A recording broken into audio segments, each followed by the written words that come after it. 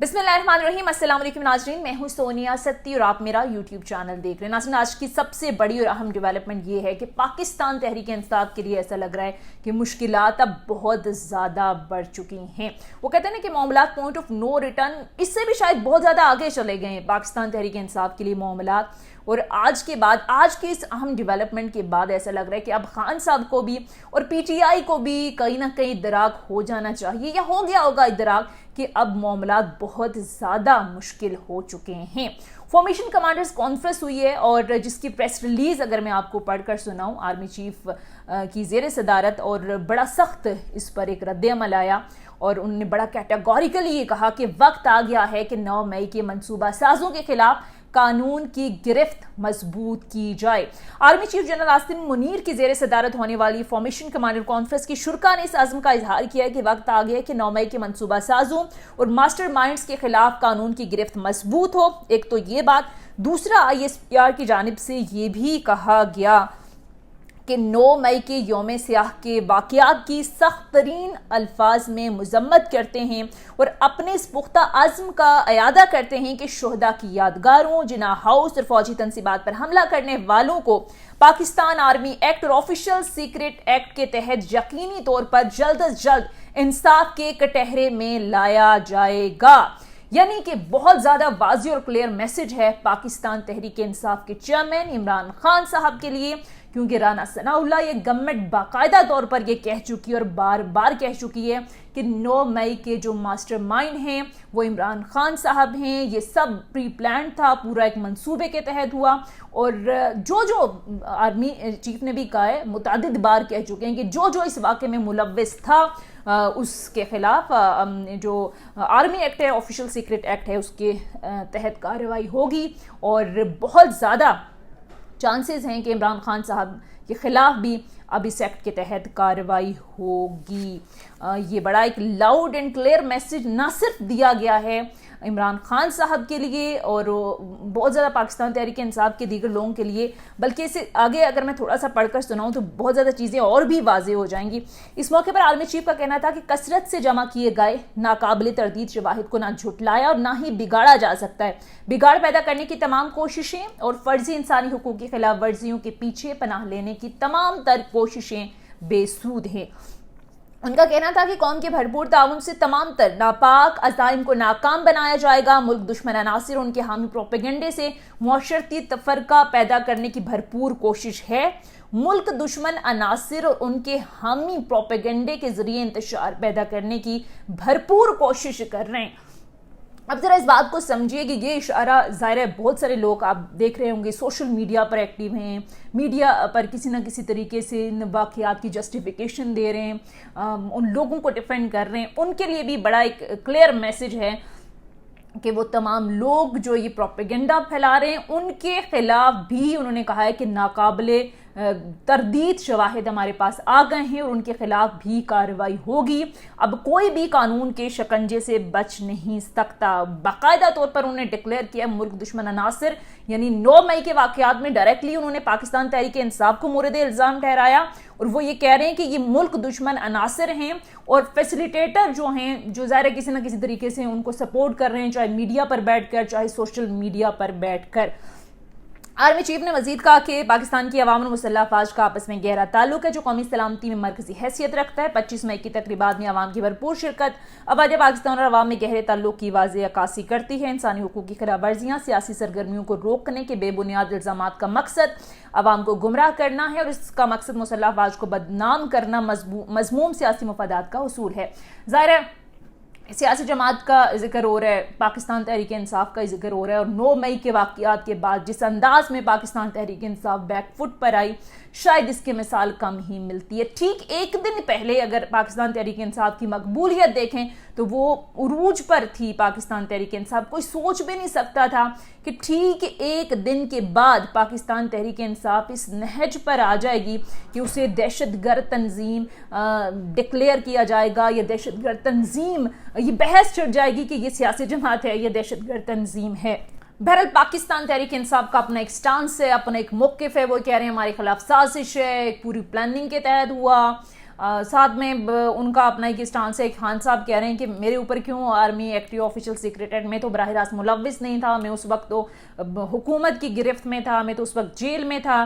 تو بہرحال یہ پاکستان تحریک انصاف کا سٹانس ہے. لیکن اس کے بعد بھی جو پروپیگنڈا کیا جاتا رہا, ظاہر ہے اس پر انسانی حقوق کی خلاف ورزیاں, جیلوں میں تشدد کے حوالے سے اس پر بھی ظاہر ہے بڑا آج سخت رد عمل اس حوالے سے آیا ہے.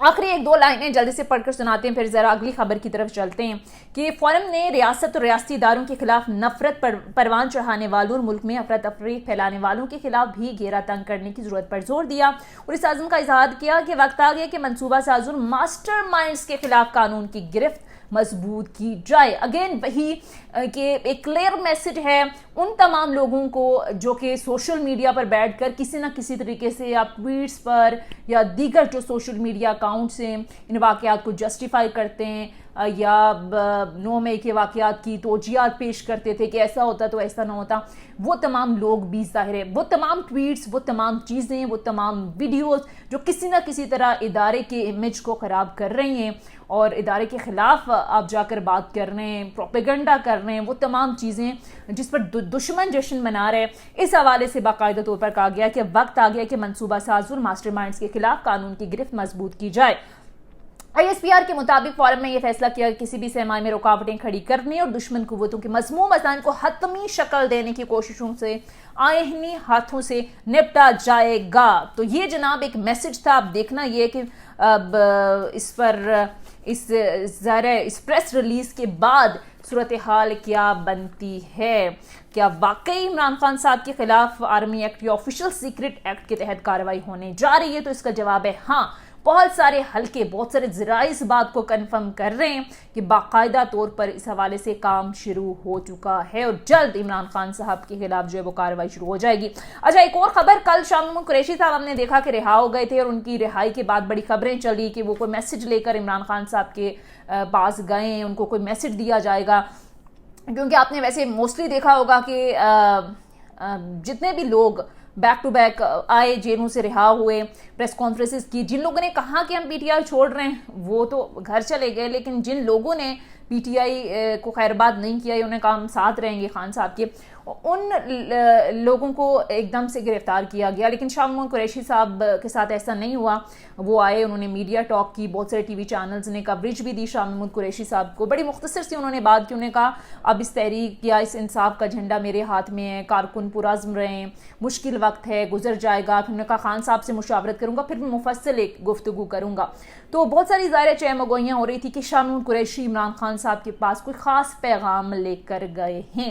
پھر آپ کو یاد ہوگا پچھلے دنوں جیل میں بھی شاہ محمود قریشی کی ملاقات ہوئی تھی مولوی محمود صاحب سے, پھر غالباً عمران اسماعیل صاحب اور فواد چودھری صاحب ملنے گئے تھے شاہ محمود قریشی صاحب سے. اس وقت بھی بات ہو رہی تھی, کوئی خاص میسج لے کر گئے شاہ محمود قریشی صاحب کے پاس. اچھا, کیا پیغام لے کر آئیں؟ اب ذرا اس بات کی تصدیق کر رہے ہیں کہ یہ ایک پیغام شاہ محمود قریشی عمران خان صاحب کے پاس لے کر گئے ہیں کہ اس وقت پارٹی پر بہت مشکل وقت ہے. عمران خان صاحب کے لیے کہیں بھی ایکسیپٹیبلٹی نہیں ہے اور کچھ ٹائم کے لیے خان صاحب جو ہیں وہ پارٹی سے الگ ہو جائیں. یہ ایک باقاعدہ میسج دیا گیا ہے خان صاحب کو, سیاست سے کچھ ٹائم کے لیے الگ ہو جائیں. ماضی میں ہم نے دیکھا کہ پاکستان پیپلز پارٹی پر ایک وقت تھا کہ برا ٹائم آیا, پیپلز تو بے-نظیر بھٹو صاحبہ الگ ہو گئی تھی پارٹی سے, امین فہیم صاحب نے پارٹی کو سنبھال لیا تھا. پھر نواز شریف صاحب کی آپ مثال دیکھ لیں, وہ جب نااہل ہو گئے تھے تو شاہد خاقان عباسی پرائم منسٹر بن گئے. آج بھی وہ لندن میں بیٹھ کر ساری گیم نواز شریف صاحب کے اپنے ہاتھ میں, لیکن بظاہر فرنٹ فٹ پر ہمیں شہباز شریف صاحب نظر آ رہے ہیں, پرائم منسٹر بھی وہی ہیں. تو یہی فارمولا ایک آفر کیا گیا ہے شاہد خان صاحب کو, اور یہ سمجھانے کی بھی کوشش کی گئی ہے کہ آپ لائٹ نہ لیں 9 مئی کے واقعے کو. یہ جو کچھ بھی ہوا 9 مئی کو, اس نے سب کچھ بدل کر رکھ دیا ہے.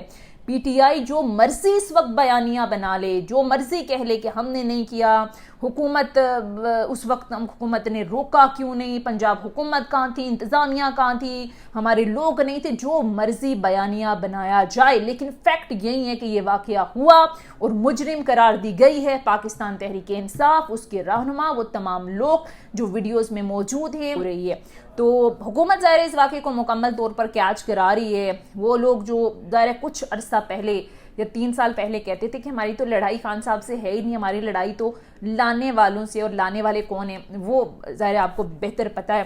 تو آج ظاہر اس واقعے کو بھرپور طریقے سے کیچ کرایا جا رہا ہے.